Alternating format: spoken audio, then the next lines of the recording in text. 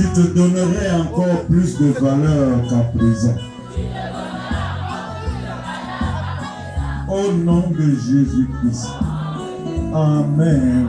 Acclame pour cette parole. Si seulement tu savais. Si seulement ce que tu transportes en toi. Si seulement tu savais ce que tu transportes en toi, tu te donnerais plus de valeur. Alléluia. Que ce que tu fais maintenant. Ouvrons nos Bibles dans le livre de Genèse. Au chapitre 37, versets 27 à 28. La Bible déclare que Joseph fut vendu en esclavage par ses frères en Égypte. Dites amen à ça. Les frères de Joseph l'avaient vendu. Ils l'ont fait esclave en Égypte.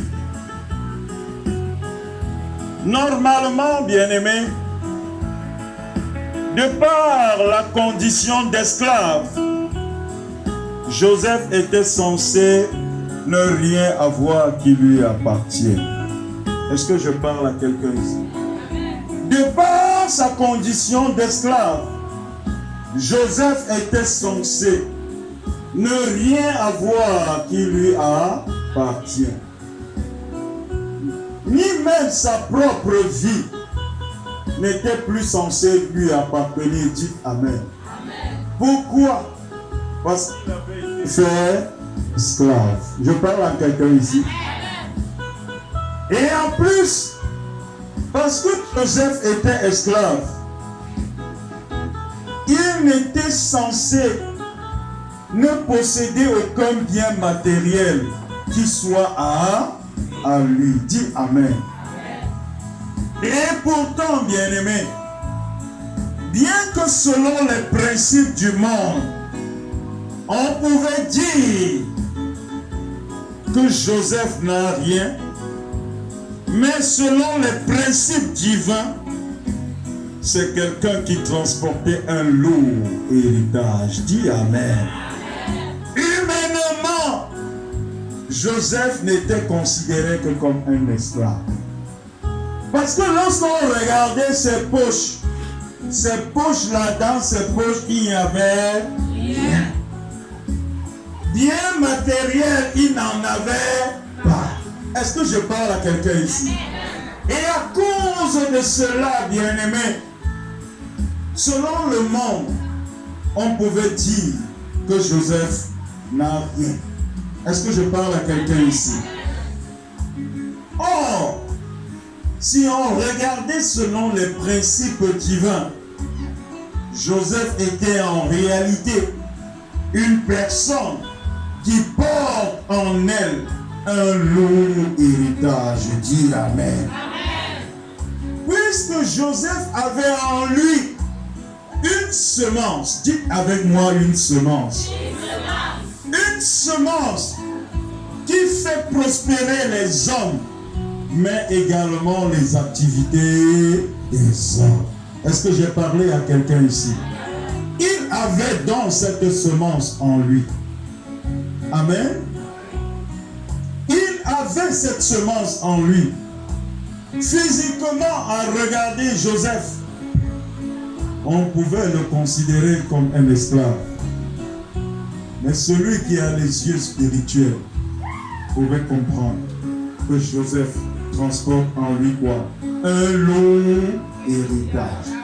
Soyez très attentifs pour ce message. Et ce qui est certain, c'est que Dieu vous bénira. Dis amen. Amen. Bien-aimé, Joseph, on le regardait, on disait, ah, l'esclave là. Amen. Qu'est-ce qu'il a? Qu'est-ce qu'il a? Amen. Mais ça, c'était le langage que pouvaient tenir les gens qui ont les yeux, mais qui ne voient.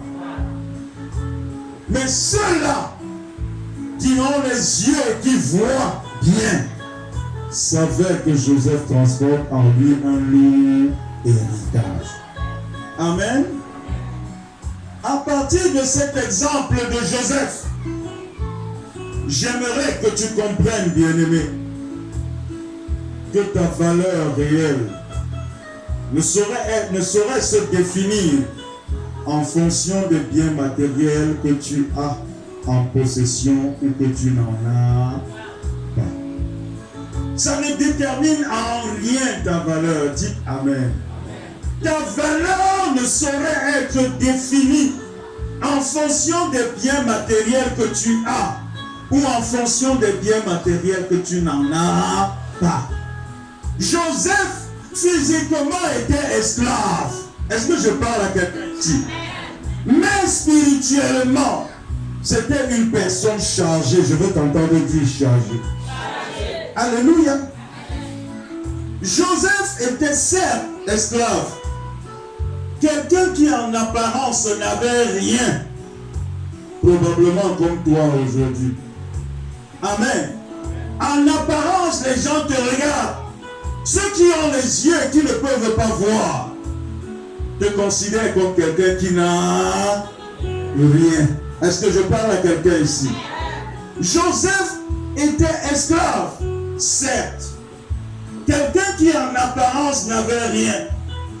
Oh, bien-aimé, c'est de lui que provenait toute la prospérité et la richesse de son maître Potiphar. J'ai parlé à quelqu'un ici. La richesse de